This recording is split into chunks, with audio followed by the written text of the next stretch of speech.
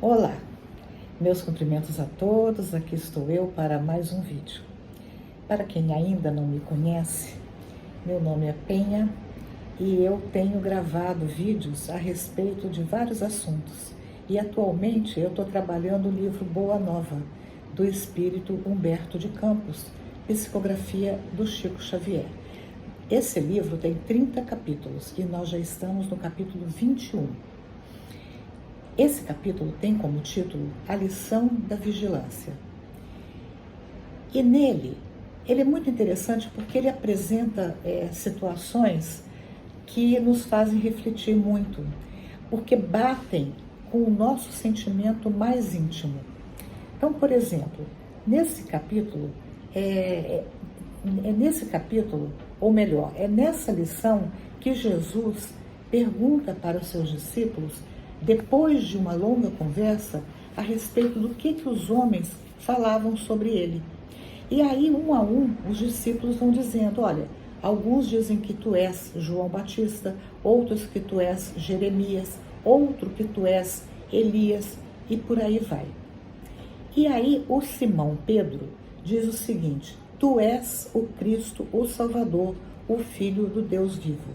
E é quando Jesus fala para Simão Pedro, abre aspas, bem-aventurado sejas tu, Simão, disse-lhe Jesus, envolvendo-o num amoroso sorriso, porque não foi a carne que te revelou estas verdades, mas meu Pai que está nos céus. Então nós, que somos partidários da doutrina espírita, entendemos que aqui, Simão Pedro, se não foi a carne, foi o Espírito que revelou. Então aqui Simão Pedro teve uma revelação espiritual, mediúnica, porque ele foi através dessa intuição que ele falou isso, né? Tu és o Cristo, o Salvador, o Filho do Deus vivo. Muito bem, Jesus vai falar para ele que sobre aquela fé, né, que Pedro demonstra, é que ele edificaria a sua doutrina de paz e esperança, porque contra ela jamais prevalecerão os enganos desastrosos do mundo. Bom, então aqui o que a gente vê? Jesus enaltecendo a figura de Simão Pedro. Porém, lá na frente, o texto continua e Jesus vai informar que ele sofreria uma série de situações difíceis. Ele fala assim, ó, está escrito que eu padeça e não fugirei ao testemunho. Então Jesus anuncia que a vida dele não seria fácil. E depois ele ainda diz assim, instituindo na terra a luta perene contra o mal, tenho de dar legítimo testemunho dos meus esforços. Na consideração de meus trabalhos, necessitamos ponderar que as palavras dos ensinos somente são justas quando seladas com a plena demonstração dos valores íntimos. Então, que ensino isso traz para nós? Que não adianta a gente só falar que acredita, que a gente só fale que nós nos dedicamos a Jesus, que nós só expressamos a nossa confiança em Deus. Nós precisamos, como Jesus está falando aqui, dar o testemunho, o legítimo testemunho. E aí, em função disso, é que Jesus vai falar algo muito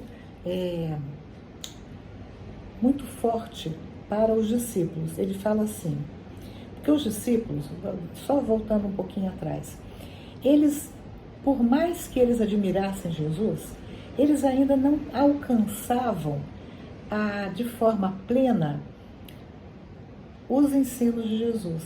Eles ainda ficavam naquele sentimento de que Jesus, com todo o seu poder, seria capaz de derrogar todas as leis divinas, que Jesus não sofreria nada, que a qualquer momento, como ele tinha andado sobre as águas, como ele tinha curado várias pessoas, como ele tinha multiplicado os pães e os peixes, Jesus seria capaz de qualquer coisa. Então ele mesmo não sofreria nada. Mas Jesus fala o seguinte, abre aspas, não espereis por triunfos que não os teremos sobre a terra agora. Nosso reino ainda não é, nem pode ser, deste mundo. Por essa razão, em breves dias, não obstante as minhas aparentes vitórias, entrarei em Jerusalém para sofrer as mais penosas humilhações. Então Jesus estava ciente de que a entrada dele em Jerusalém, embora de início, fosse coroada de êxito, mas depois ele sofreria todas as humilhações, como nós sabemos. E aí Humberto de Campos continua. Os príncipes dos sacerdotes me coroarão a fronte com suprema ironia. Serei arrastado pela turba como um simples ladrão. Cuspirão nas minhas faces, dar-me-ão o fel e o vinagre, quando manifestar sede, para que se cumpram as Escrituras. Experimentarei as angústias mais dolorosas, mas sentirei em todas as circunstâncias o amparo daquele que me enviou. Quer dizer, ele não estava sozinho. Mesmo naqueles momentos mais cruciais, mais duros, ele sabia que ele estava sendo amparado por Deus. E continua Humberto de Campos. Nos derradeiros, quer dizer, nos últimos e difíceis testemunhos, terei meu espírito voltado para o seu amor, o amor de Deus. E conquistarei com o sofrimento a vitória sagrada, porque ensinarei aos menos fortes a passagem pela porta estreita da redenção, revelando a cada criatura que sofre o que é preciso fazer, a fim de atravessar as sendas do mundo, demandando as claridades eternas do plano espiritual. Então, Jesus aqui, ele está nos dizendo que ele, através do seu testemunho, ele estaria mostrando aos mais fracos como se comportar. E que certamente essa seria a porta estreita. Não seria fácil, mas ele não nunca prometeu facilidade para os seus discípulos e seguidores. E que essa era a única forma de adentrar as claridades do plano espiritual, ou seja, o céu, a vida celeste. Daí, o Humberto de Campos diz que o próprio mestre se cala comovido. E Pedro, Simão Pedro, ele dá um passo adiante e se rebela, muito entre aspas, porque ele não pode aceitar que Jesus fosse ser vítima e sofrer tantas atrocidades. E ele mesmo fala, o Pedro fala, mas como que o Senhor vai sofrer tanto com a permissão de um Pai justo e bom? E Jesus então diz, Pedro, retira essas palavras. Veja só, olha só, Jesus não se deixa tentar pelas palavras de Pedro. Porque aqui, quando Pedro fala isso, de certa forma, Pedro estava querendo demover Jesus daquele sofrimento, demover Jesus do seu compromisso perante Deus. E aí Jesus não aceita isso. Ele diz, ele fala para Pedro que o Pedro não tinha ainda alcançado os desígnios de Deus. E depois é quando ele fala, se alguém quiser vir após mim, renuncie a si mesmo, tome a sua cruz e siga os meus passos. Bom, o texto continua e Pedro vai conversar com Jesus porque ele está em conflito. E aí o Pedro fala assim, mestre, por que razão mandastes retirar as palavras em que vos demonstrei o meu zelo de discípulo sincero? Alguns minutos antes, não haveis afirmado que eu trazia aos companheiros a inspiração de Deus? Por que motivo, logo após, me designais como intérprete dos inimigos da luz? Porque aqui o Pedro está se referindo à tentação, aquelas tentações de Cristo, que os inimigos, né, de Cristo, o demônio, fala, pula daqui, você não é o Filho de Deus, faça isso, faça aquilo, que se o Pai te amar, Ele vai te salvar, e etc e tal. E aí a gente vê como que nós não entendemos de fato o que se passa na mente de Deus. Nós queremos julgar, nós queremos botar a régua segundo a nossa compreensão. E Jesus não é essa forma como Jesus entende. E ele fala assim para Pedro: Simão, ainda não aprendestes toda a extensão da necessidade da vigilância. Eu acho que isso aqui é muito interessante, porque ele está chamando Pedro a ser vigilante. Orai e vigiai. Não bastava só vigiar, ou não bastava só orar. Pedro tinha que aprender a vigiar os seus pensamentos. Porque quando Pedro questiona a bondade de Deus, ele não está vigiando os seus pensamentos.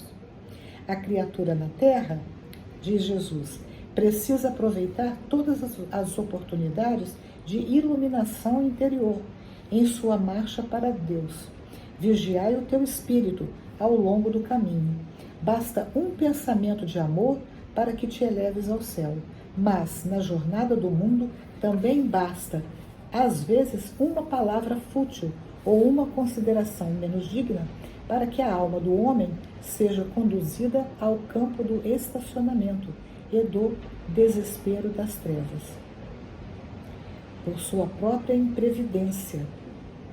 Nesse terreno, Pedro, o discípulo do Evangelho, terá sempre imenso trabalho a realizar, porque pelo reino de Deus é preciso resistir às tentações dos entes mais amados da terra.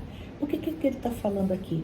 Que são às vezes os nossos entes queridos que nos amam, mas não entendem a bondade de Deus, que vai querer demover-nos dos nossos propósitos. Deixa disso. Que isso? Se Deus fosse tão bom assim, Ele não permitiria que você sofresse. E por aí vai.